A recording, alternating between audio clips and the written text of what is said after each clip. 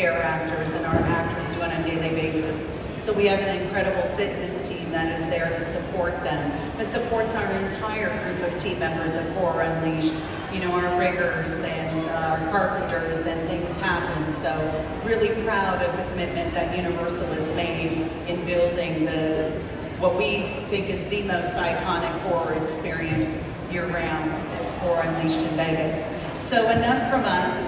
I see this little time thing is ticking down on me. Any questions? We'd love to have questions for you, so just come on, answer your questions. Come on up to the mic. We're taking them all. Yay. Hi. I worked in a haunted attraction where I live in Idaho, and so we got to wear whatever we wanted to, which this was my character for that. How does the costuming selection work for you guys? Yeah, so the costuming selection for us, great question by the way. Really it starts with the idea, it starts with a concept. So I'll come up with an idea, a character, and I give a very detailed story or backstory. Because I think that is important in order to add every single element after that. Makeup, costuming, props, scenic, whatever is going to be within that character. So for example, when I create the character, give a lengthy backstory, I pass that off to the costuming and makeup team. So then they can take my vision and interpret it and add, always add, not just do exactly what I say, add their vision to it as well. So what then I'll get is I'll get an artist impression, I'll get a bit of a sketch mock-up of what this particular character will look like in terms of swatches as well, color palettes, materials used. We'll sit down and have that discussion back and forth. You know, oh hey, this isn't going to work under current lighting. Lighting is a factor for us as well. We've got some red lighting. If we throw too much blood on there, it actually washes out the blood. There's no such thing as too much blood. No, but we have to add a little green into the blood, a little bit of black, so it actually pops. So there's all those considerations that go into finalizing a costume look. From there, they'll start to go into fabrication and they layer it. So they'll start with just a mock-up, they'll start the treatment, they'll start the distressing, we'll do a costume fitting so I can start to see it with a particular artist overall, and then we'll add the makeup look in as well. And then from there, it's just whether I approve it or not. I never understand why I have to buy brand new fabric for you just to destroy it. Pretty much. Yeah, so let's talk about IP. That's a much different process. So Universal Monsters, Texas Chainsaw Massacre, Exorcist the Believer. Yeah, I mean, the process is still the same. Usually when we start working with an intellectual property or one of our current properties that we have at Universal Horror Unleashed is what kind of assets do they have? Do they have a particular look that they want? Are they flexible within this look? We want to make sure that we're honoring that particular IP and that story. So when you guys come to visit it, say the Texas Chainsaw Massacre, everything is recreated to the exact detail. So really what happens there is if they say, you know, the character has to look like this, we will recreate it. We will always ask for any kind of assets or artist renderings, any production stills that they have as well, so we can recreate those costumes with every detail. Then what we do is we do costume fittings. We will actually do a 50%, a 75%, and final look. So at any time in there when we submit this to our IP licensors, they can comment on it, and then we can adjust throughout the process. So that way they're happy and they feel like they're contributing to the process as well. I love that. Appreciate our partnerships with Universal Films, Radar, Blumhouse Productions. We're very fortunate to have them in our building. We have great relationships with them. It's kind of like a follow-up, I guess, to what you were talking about, but I'm a really big fan of the original mazes at Halloween Horror Nights, so seeing Scarecrow, I haven't been there yet, but I'm going to. But just knowing that Scarecrow the Reapings at Vegas is really cool to me. And because it's such like a staple of an original house, like both in Orlando and Hollywood, was the process of like drafting it, either, you know, the concepts or the costuming, was it more similar to original mazes? Like, did you give like your own input, or was it more similar to like costuming and drafting for IP-based things? Yeah, you know, with any original maze, you've got more freedom. You do, you have freedom, right? When you're working with any kind of intellectual property, you've got a framework that you have to follow, okay? Sometimes you can take creative freedom if they allow it, but for the most part, any property that we utilize, that we currently utilize, you guys have expectations on what to see, and we want to make sure that we're following through on that, and you guys aren't going, that's the wrong blanket, which happened, and we replaced it. But really, you know, with Scarecrow the Reaping, that framework is already there.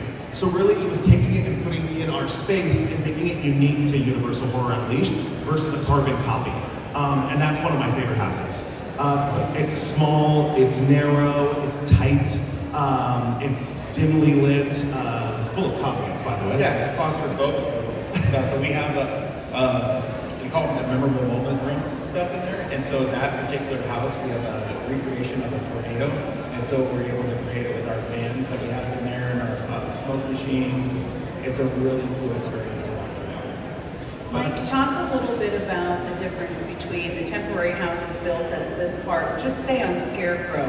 Give him just a few ideas of how well built that. Like, if a tornado hits, we're safe. Right, exactly. Everything is built like a roller coaster at the parks. So everything had to adhere to the core engineering requirements for Universal Studios, as well as their EHS requirements. And so everything in that, all of our houses are built permanent, and it's going to be difficult for us to change some of it because of how well it is built. But with Scarecrow, it's amazing how we're able to take that concept and just elevate that experience to another level. Because it's a permanent install, right? And there's so many things in there with our water effect and projection mapping that just really elevate those experiences. Yeah, and I come from, I've been in Singapore for over 10 years, and it's different in Singapore. So it's really wonderful to see how it changes in different markets. In Singapore, they only do original concepts, right? They don't like lore, it's all supernatural, it's all Asian folklore, which is incredible. They've just started in like the first IP we ever did out there was Stranger Things, which was the house that I did, which was phenomenal. No, I'm kidding. But from there on out, they started to realize that it is nice to have a balance between different properties. So they started to add more intellectual properties within their event. And it's the opposite coming into Orlando. Orlando's starting to do more original. You know, they always have one or two that were a bit original, but the focus was IP, and Hollywood was more IP driven. And it's really just nice to see the varying differences. And that's what we want to bring to for Horror Unleashed, because we don't want you guys to walk through and feel like you've already seen it. You know, again, it's an embellished version, it's a heightened version of the original. And we're always adding different technical elements and elevating that experience. So every time that you come back, there's going to be new things to experience in all of the houses. Come on, just make a line. We're good with lines. We know how to manage them quite well. So there's been rumors online about Hellraiser being a possible IP. I know they have a game coming out, Hellraiser Revival. There's a lot of new fans coming in there.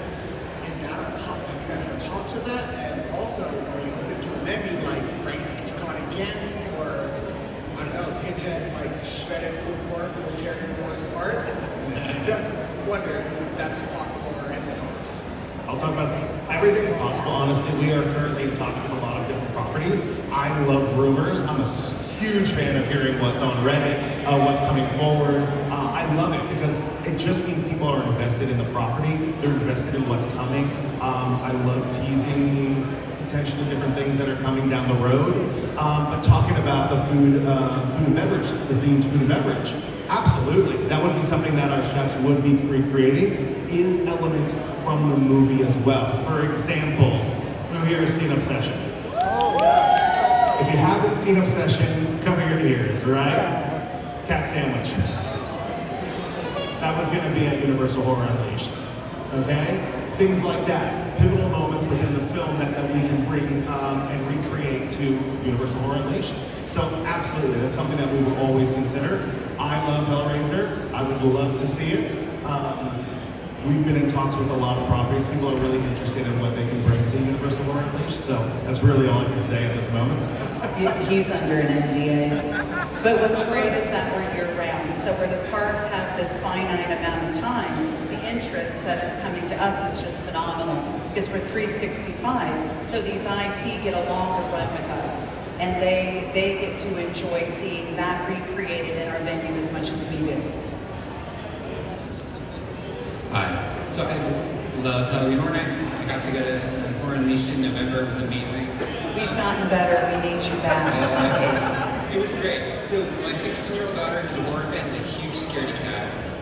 So what do you recommend for teenagers who want to go but are too intimidated by the scare actors? I just told you you needed to come back because we just launched a ticket, the Frady Cat.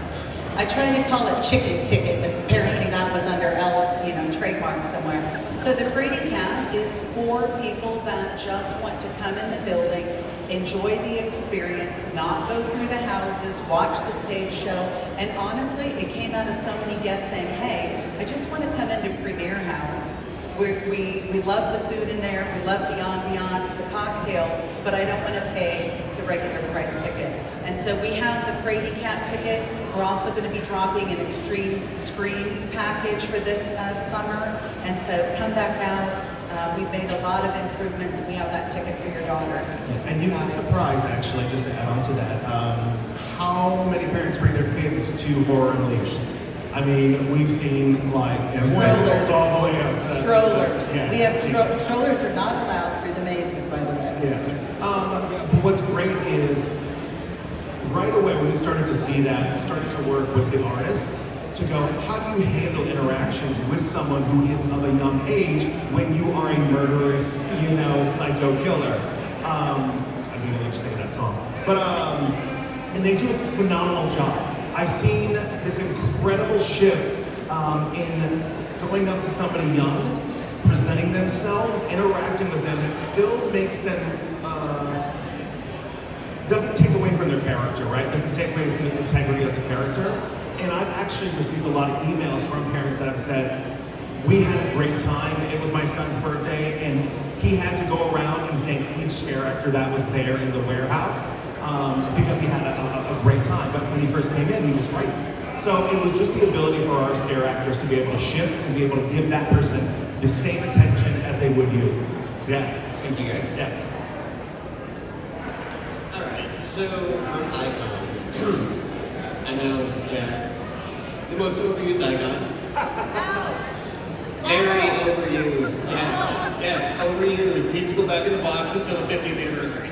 But have you guys thought about for the film dining experience, bringing a director or the author from Orlando? It's so funny you say that. I was literally just talking, we were talking about icons yesterday. Yes, I was considering the director, Usher, other characters like that. But then I just always go, it's not specific to UHU. I want to bring something original. And I'll give you a little taste. Okay, how about Lady Luck? The Vegas icon. We actually have the Wheel of Death, the original Wheel of Death. Now you just need to bring her. Exactly, right? And there is talks.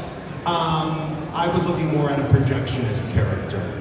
A character that loves 35 millimeter, hates digital. Oh, you mean the unused icon? Yes. We are also talking about debuting two brand new icons to UHU come in October. Because we really want to make sure that we are bringing a uniqueness to UHU. It's so funny you say that because I hear both sides of that. People that love Jack, which is usually people who go to Universal Orlando, versus West Coast. East versus West. Pretty much. We got Biggie versus Tupac.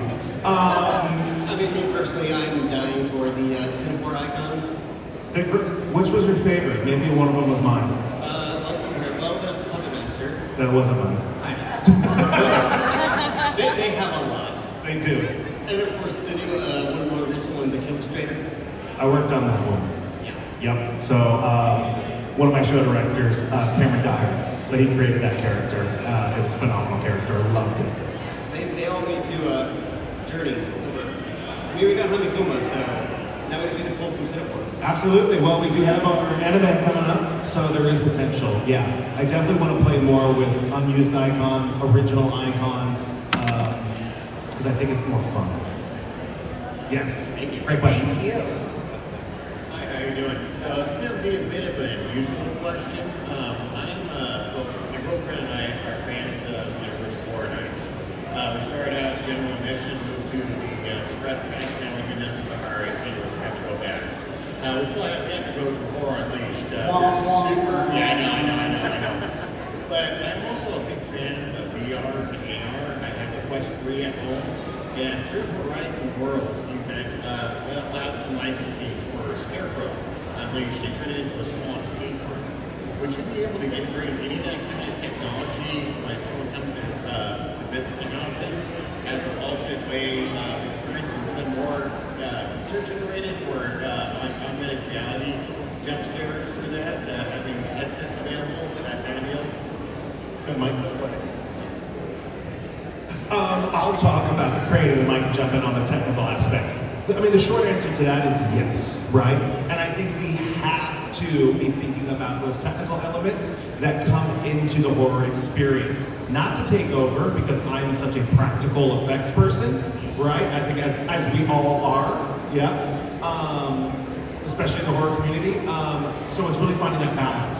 But for me, it's finding a way to experience the maze on a different level. Through VR, through augmented reality, through scavenger hunts, right? Whether the characters are there or whether it's a lights off tour just with your phone, right? Things like that, absolutely, we're exploring, but it's also trying to be ahead of the curve, right? With technical moving so fast, we have to R&D things, so I never want to be behind, okay? I think VR, for me personally, is a bit in the past in terms of VR experiences. Not to say it can't happen, but we also have a massive VR experience at Area 15, Interstellar, and we wouldn't want to cannibalize on that.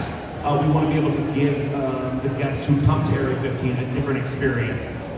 So really that's what I look at, but 100% yes, I am definitely going down that route. And Mike, do you have anything to add to that? Yes, we've definitely talked about adding some of those technical elements. We want to do it the right way, and we've learned a lot from when we opened the experience to now, and we're constantly changing and improving and figuring out what's worked and what hasn't worked.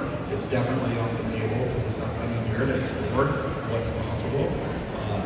But we're in the process of just updating so many things that really didn't work when we opened. And yeah, constantly. And we've only been open going into 10 months.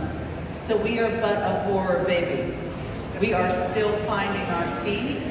And so I really want my team to settle, to enhance, and then let you tell us through the guest surveys and the feedback and the channels, what is the horror demand? We're not Halloween, we're horror. We're psychological horror, we're jump scare horror, we're gore horror. What is that our audiences, that the community wants to see? We're emailing Kim pretty much every day asking for money for improvements. And so it's all budget constraints. So we're just trying to prioritize what we want to use our money for and what's going to have the most impact for guest experience. Right, our last two questions, please. I wanted to ask a two-part question. So if you can say it, if it's like IP related or if it's something from the past, has there ever been an idea that's pitched you that's like too silly that you like that is not ever happening or too unhinged? And has there ever been a darling you had that broke that you can't do? I've had both of those. More in Singapore when I was there. Look, as creatives and people in this industry, you're gonna have a lot of your projects be canceled, right? Or put on the back end or put on the shelf. Hey, we're gonna do it next year, and it never happens. The great thing about it is you can always take elements from those concepts and add it into new experiences. So even when a project dies or gets put on the shelf, it's not dead. It's coming back in some form, whether it's different scares, technical effects, characters. Silly ones, yeah, I've had a few silly ones in Singapore. Adele, anything is possible. Yeah, I can't even think of any off the top of my head, but I remember a Train to Busan experience. I love that movie. I was very excited, but what was pitched to me, I just had to be like, thank you very much, thank you for your time. And then I decided to go off and recreate my own experience. Never happened. That was one that I was so bummed that didn't happen. It was right before COVID. Yeah, so that one was going to be an incredible experience, going through moving trains, things like that. I actually love that franchise, so that was a disappointing one for me, and I feel like I'm gonna cry now. Thanks. I'm kidding. Give me a hug later. And I'm gonna try to do this. I've been twice, and I loved it both times. I'm from the West Coast, so I had no idea who Jack was or the Scarecrows. This was my first experience with them, and I really loved it. But are you gonna? And it's really gonna be hard for me to articulate this, but are you working towards in your R&D to have something that is specifically Las Vegas branded as opposed to having something transported out from Orlando? And also in the R&D and like IP kind of thing, is there a difference with licensors about preferring the short term versus something that's more like long term, and also the weirdness of the market, like The Exorcist Believer didn't perform to expectations, but it has an effective haunt, so that's separate from the movie. And I don't know if it's an articulate question or not. Also, that Texas Chainsaw Massacre maze is freaking incredible. Thank you, and they know it, That's one of the reasons that, I'm just gonna brag about you and Mike for a minute. That's one of the reasons why I hired Del, was because of his extensive experience in haunts. Having started as a scare actor gave him a leg up, leg off, or should I have said that to be horror anyway, from other entertainment leadership that I had interviewed. And so I am expecting Del to make Horror Unleashed its own unique identity. The parks and our legacy with Universal Films is second to none. And we couldn't be more proud to be a part of the legacy of Universal Studios. But now it is time for Universal Horror Unleashed to step up and step into that and be a part of the legacy of Universal and this incredible new vertical that they brought into the market. Yeah. So what are you gonna do, Del? No pressure. Honestly, yeah, no pressure. No, honestly, everything. And it's easy just to say that. There are restraints that come, with that. But for me, it's trying everything and seeing what works. Okay? It's listening to our guests and what they want. I love feedback. It's so interesting to hear about Jack and how West Coast feels about Jack, right? And I think that was a learning curve for Universal as well. You love my coat, thank you. Is what we think works sometimes doesn't work, and so we need to be able to pivot. All right, we need to be like water, as I always say, right? We need to have a constant flow, and in order for this to be a success, we have to have this always evolving change coming through. For icons, absolutely. I'm definitely looking at icons that are localized to Las Vegas. Chicago was announced, right? Chicago should have characters that are localized to Chicago in that area. It needs to have a connective tissue, but be its own unique property. Yeah. And last but not least, rounding out our final question. Thank you. So I just had a few questions. I'm interested in becoming like a concept designer, and I love Halloween Horror Nights. I haven't been able to go to Horror Unleashed, but I've seen some awesome concept art from it. How would I be able to either join that team, or what are some like good steps to get me towards that direction, or just any advice you can give? Yeah, absolutely. I mean, yeah, I know. Well, I mean, Kim, you've worked and Mike closely with UNLV, so I'm gonna let you guys answer that one, just in terms of working with those students.